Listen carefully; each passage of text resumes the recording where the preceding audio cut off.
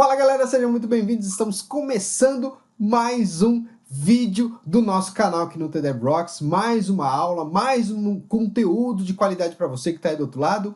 E hoje a gente vai começar mais uma série, estreando aqui em novo horário, em novo dia, segunda-feira, 11 horas da manhã, começando aqui mais uma série falando um pouquinho sobre diversos assuntos importantes do dia a dia. Eu vou começar essa série aqui, serão várias séries diferentes nessas segundas-feiras, né? Hoje falando aqui especificamente sobre aplicações multicamadas. A gente vai começar a desmistificar aqui, tirar todas as suas dúvidas. Eu quero tirar todas as suas dúvidas relacionadas a como criar uma aplicação multicamadas, para que serve, por que é importante fazer isso, né? Enfim.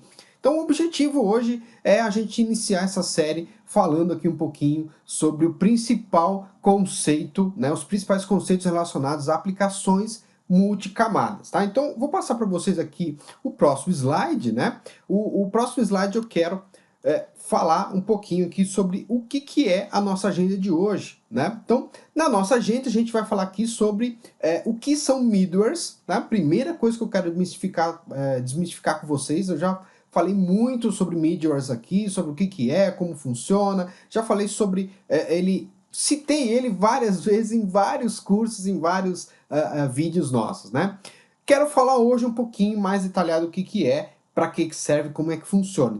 Então qual o propósito de utilizá-lo e qual middleware escolher, né? Qual middleware escolher. Então a gente vai ver tudo isso na prática aqui, entendendo um pouquinho como que funciona o nosso cenário aí dos nossos aplicativos, do nosso software e etc.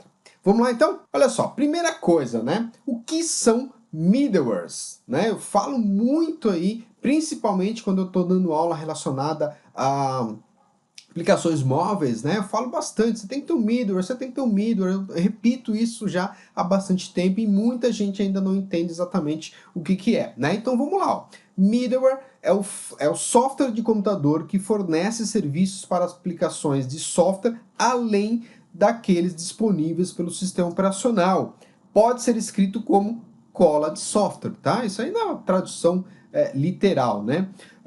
Fonte Wikipedia. Então, se você falar na Wikipedia agora e procurar o que é middleware, você vai encontrar esse conceito, essa informação, esse detalhe aí sobre o que é, né? Então, basicamente, um middleware, ele é um software de computador, né? Ele é um programa de computador que faz um trabalho ali de intermediar ações entre um software e outro software, tá? Eu vou explicar melhor para vocês. Então, eu preparei um slide bem legal aqui, ó, né, para falar sobre isso. Qual o propósito de utilizá-lo, né? Então, primeira coisa aqui, ó, o que são middlewares, né? Então, olha só, qual que é o cenário mais normal aí de uma aplicação, de um software no dia a dia, né? É você ter uma aplicação desktop, tá? Você tem uma aplicação desktop que se conecta a um servidor físico, que geralmente ali você tem um banco de dados também, né? Então você tem ali uma aplicação desktop, um software desktop e um servidor, tá? E aí você tem uma ligação entre eles via TCP/IP, então você vai carregar os dados dentro da sua aplicação desktop através de uma conexão aí TCP/IP. É o famoso client-server, tá? Ou cliente-servidor. Então, muitos dos softwares de mercado ainda atuam, ainda trabalham nesse conceito, nesse serviço, desse jeito, né, no dia a dia. Então, principalmente programadores Delphi, né, que vêm lá das antigas, de 20 anos atrás, 22 anos atrás, vem programando aí sempre nesse formatinho, né, desktop, aplicação desktop e um banco de dados aí conectado, né, através de uma conexão TCP/IP, né, e um banco de dados geralmente está num servidor físico, tá, dentro de uma rede local ali, tá. Problemas quanto a isso? Aparentemente não. Existem vários ERPs, vários softwares bem robustos, né, que trabalham ainda desse jeito, que funcionam muito bem, sem problema nenhum, tá? Então não é uma má prática, né? Então a gente não está falando aqui de uma má prática, tá? Entretanto, ele começa a se tornar um pouco mais complicado, mais complexo, né? E começa a dar um pouco mais dor de cabeça quando a gente tem esse cenário aqui, ó. Você tem as regras de negócios, né, do lado do desktop, eu acabei até esquecendo de falar aqui, mas geralmente nesse formato você tem as regras de negócio do lado esquerdo, né? Ou seja, do lado do aplicativo desktop, do lado do seu código-fonte ali, né? Obviamente tem alguns clientes, alguns desenvolvedores que deixam o código-fonte lá, as regras de negócio do lado do servidor, né? Dentro de um banco de dados, dentro de um Oracle, de um SQL Server, através de storage procedure, através de triggers, etc., né? Mas, de qualquer forma, você tem ali bastante regra de negócio espalhada, tanto no seu servidor, né, de banco de dados, quanto na sua aplicação desktop, tá? Então, nesse formatinho aqui, ele começa a se tornar um pouco mais complicado, por quê? Se o nosso cliente pedir, por exemplo, uma aplicação mobile, uma aplicação desktop, isso já começa, aliás, perdão, uma aplicação mobile, uma aplicação web, tá? Isso começa a se tornar um pouco mais traumático para a gente do lado de cá, botando a mão na massa e configurando, trabalhando aí, né?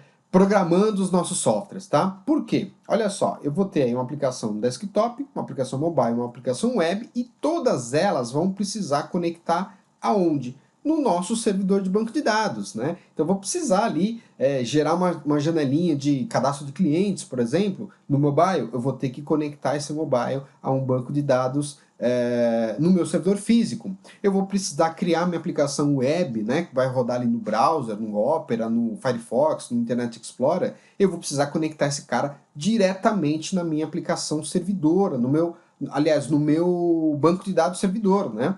Então, isso começa a ter um pouco de problema. Por quê? Primeira coisa, né? Mobile. A gente começa a enxergar um problema bem grave aí no mobile que a gente... Não é um problema, é conceitual, na verdade, né? Mas a gente começa a ter dificuldade de colocar as nossas regras de negócios, né? Para funcionar no mobile. Por quê? Primeiro, eu não consigo conectar, né, a minha aplicação mobile, né, minha aplicação mobile, em um servidor de banco de dados. Eu não tenho ali uma conexão via TCP, eu não tenho controle, não tenho um componente de acesso a dados que me conecte diretamente ao Oracle, ao SQL Server, ao Firebird e assim por diante. Adriano, tem lá alguns componentes que fazem isso, etc e tal. Bom, existem, né? Existem. A gente sabe que existem alguns componentes que fazem isso. Mas não é uma boa prática. Por quê? Eu vou ter que colocar a minha regra de negócio no meu mobile. Mesma coisa vai acontecer na minha aplicação web. Eu vou ter que colocar as minhas regras de negócio. O web é mais fácil, você consegue ali conectar no banco de dados normalmente, mas você tem que colocar as regras de negócios do lado esquerdo, como eu estou colocando aqui, né? Do lado esquerdo da nossa aplicação, né? No cliente. Então eu vou ter uma duplicação de regras de negócios, né? Eu vou ter regras de negócio no desktop, no mobile e na web. Isso é traumático para o programador. Por quê? Eu vou ter que, toda vez que tiver uma nova alteração na minha aplicação, né, numa regra de negócio específica, eu vou ter que alterar nos 3 projetos, tá? Então isso começa a se tornar muito complicado para a gente, tá? E aí, se torna ainda mais complicado quando o cliente pede para a gente isso aqui, ó. Agora eu quero tudo na nuvem, né? Eu quero todos os meus bancos de dados na nuvem, eu quero que eles fiquem lá bonitinhos, com backup, etc e tal. E aí a gente tem um problema ainda maior, né? Então a gente começa a ter dificuldades aí de manter o nosso negócio, manter o nosso software, tá? Então esse aqui é o padrão de mercado hoje, né? Muitos softwares têm esse padrão de mercado. Isso não é nenhum bicho de 7 cabeças, não é difícil de encontrar isso no mercado, tá? Inclusive softwares muito grandes utilizam esse mecanismo, essa arquitetura, essa infraestrutura, tá? Joia! Então, onde que a gente entra aí com o middleware, tá? Vou trazer aqui um novo slide, ó. Olha só. Eu posso ter com o middleware, tá? Que vai ser assim o meu servidor de aplicativos, tá? Eu posso ter ele em um servidor físico, ele pode estar dentro de uma rede, tá? Então eu vou criar um software a mais, uma camada a mais, onde eu vou colocar as minhas regras de negócios, tá? Então eu vou ter aí uma conexão geralmente HTTP, né? E vou ter as minhas regras de negócio num único lugar. Isso é muito legal, porque eu começo a ter aí menos dificuldade de adaptar a minha aplicação para sempre estar atualizadas com as regras de negócios do meu software, do meu produto, do meu serviço, né? Eu vou fazer a conexão ao nosso middleware através de um HTTP, né? Isso é muito importante. E isso aqui aumenta um pouquinho mais a nossa segurança, né? Porque eu vou ter tudo num único lugar, então eu posso encapsular esse meu servidor esse middleware em um servidor físico mais robusto, mais parrudo, com mais segurança. Eu tenho encapsulamento, então todas as minhas regras de negócios estarão dentro de um único local, um único repositório, tá? Eu vou ter um melhor aproveitamento de código, porque eu não preciso mais me preocupar em ter que escrever regra de negócio, alterou alguma regra de negócio ali, sei lá, criou-se uma CFP nova para emissão de nota fiscal, então teria que mexer ali no cliente do mobile, da web e também do desktop, né? Então eu tenho encapsulamento, eu tenho melhor aproveitamento de código, tá?